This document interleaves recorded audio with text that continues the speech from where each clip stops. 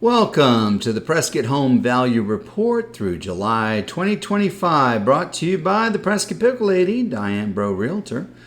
As you can probably tell, I am not the Pickle Lady. That's me in the bottom right-hand corner. My name's Randall, and the Pickle Lady has authorized me to go through the following slides with you. First, as always, our median sales price per square foot in the city of Prescott. So each of the red dots represents this year, the blue dots represent last year, each dot represent the median sales price per square foot at that time in that month.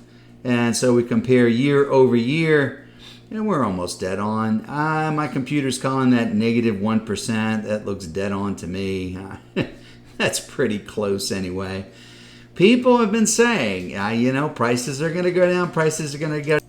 But we're just not seeing it. It's just kind of neck and neck and neck. Every now and then there's a little bit of a gap. People are saying, inventory's going up, inventory's going up. Prices have been very, very stable ever since COVID. Although this is a surprise, this is the number of transactions that closed in a month. Again, red is this year and blue is last year. Last year we had a lot of ups and downs and downs and ups and ups and downs and downs and ups. This year we were kind of neck and neck, and then April seemed really slow. Of course, we had a bump last year, so I don't know if you call that slow. That'd just be an anomaly from last year. But this looks like it's launching. I mean, that looks like an exponential curve to me. I don't know. So pushing 140, that looks like, 135, something like that. Normal this time of year is more like 115, kind of in the middle here somewhere. But now we're almost 140 transactions for the month of July with this, which is really a lot. I mean, that might be the most transactions in a month that I've seen. I know it's the most transactions in a month I've seen for a while. So that is a big ticket thing. Now, personally, our July was very good. We had a lot of closings in July. Some of those were because of escrows that were very long. So they didn't necessarily sell in June and then closed in July. Some of them may have sold back as far as April or May, and they just had very long escrows. So we'll look at the length of escrows and see if that was part of the problem or part of the issue here while we were taking off on transactions. But always good to see lots of transactions and lots of business. So is it a buyer's market, seller's market? What kind of market is it? To answer that question, we use our pending ratio analysis. And this is kind of how it works. So when we ran these numbers, there were 818 homes on the market. 122 of them were already pending. Well, 122 is 15% of 818. So our pending ratio is 15%. If you look up 15% on our handy dandy colored chart here, you'll see that that is a strong buyer's market. Now, I think the pending ratio is a bit higher, maybe 18, pushing 20. Or I'm sorry, just the opposite. It was lower than that. It was getting closer to extreme. I think that's a moderation a little bit. So when you get a lot of volume, that indicates that homes are selling faster, reduces the inventory. It affects the pending ratio. So I'm thinking that this number went down a bit because our transaction numbers were so high. If you break out the pending ratio by price point, you get a chart that looks, well, something like this. Let me go through this with you. Each one of these columns is the number of homes sold in that price point. So if you could see here, there were 500. In the 500s, there were 100 homes that were on the market. Okay. The pending ratio of those homes was somewhere around 20. So you can see each of these red dots represents the pending ratio in that price point. Now, ordinarily, you see sort of a downward line here. That has kind of gone away. I'm not sure why. We got some structurally weird things going on here. Typically, the lower the price, the more of a seller's market it is. We're not seeing that. That is true in the 300s. 300s and below are relatively rare. You get to the 400s, that's almost an extreme.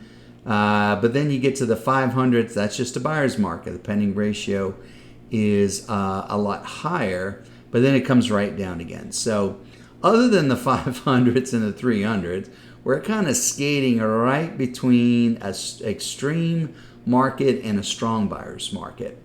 And then, once you get to the millions, it does dip down to the extreme.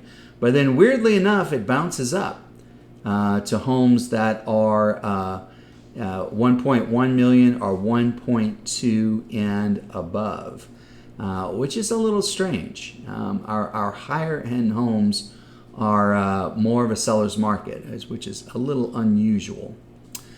All right, moving on. How long does it take for a home to sell? 5.2 months. That is, in escrow, less than a month.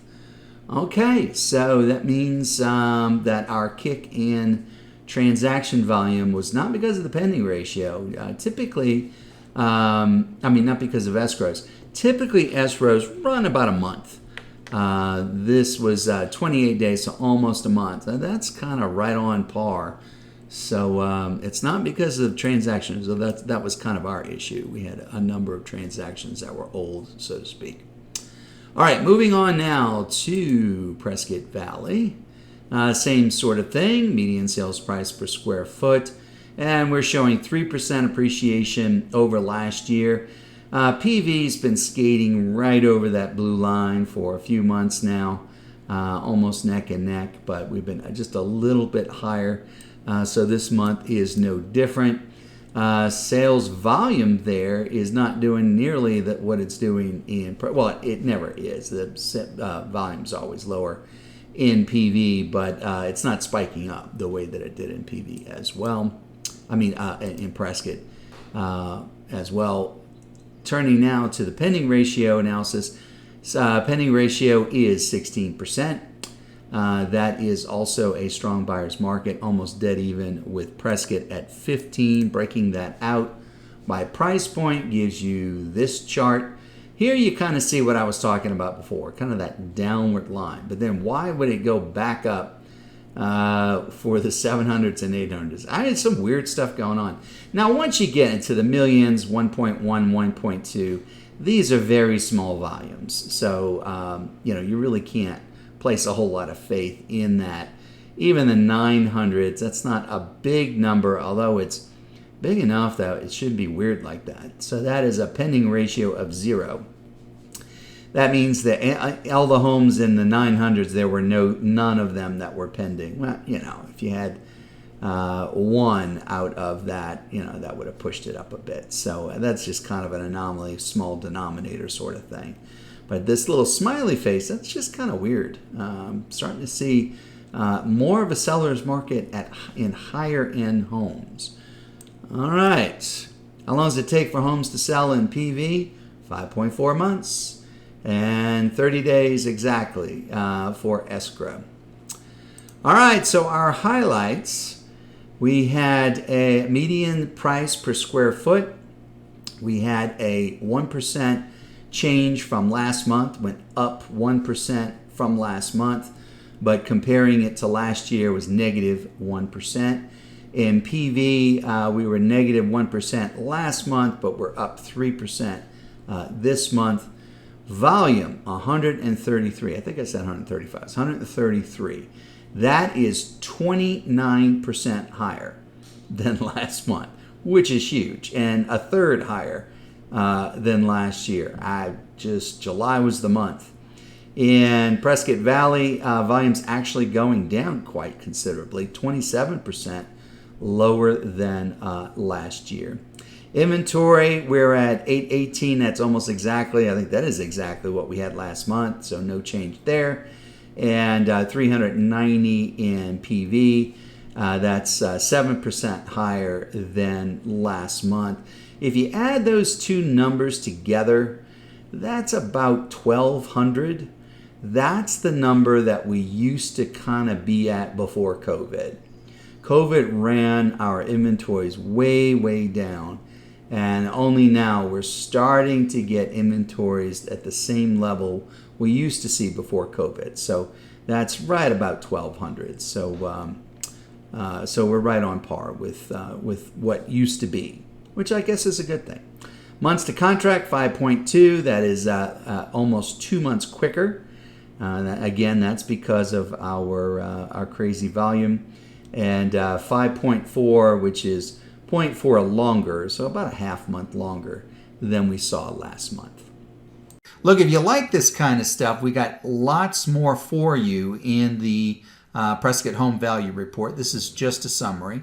We go into specific subdivisions and just a whole bunch of stuff. So lots of slicing and dicing. So I would encourage you to download that report and get it in full. We update this report every month, but it is not the only report we do. We also have what we call the Appraiser's Eye View, which is the last 6 months of the latest comps. And it's broken out by subdivision. In fact, Prescott Lakes, we break it out by neighborhood. So it's very, very detailed. This is an example of what you'll see in the chart.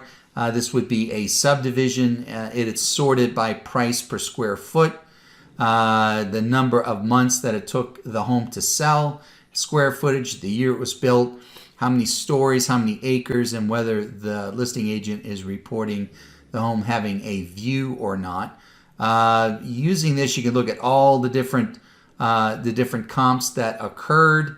You can see the average down here. So using this, it's a really good tool to figure out what you should be paying for a home or where you might want to price a home that you are selling. So a really cool tool. We even have a video which goes through how to use this information to come up with value estimates for homes. We do a whole lot of tools like this, all of them really very cool for both buyers and sellers. And one thing I should point out is you can't get these from any place else. These are exclusive. You can only get them from the Prescott Pickle Lady.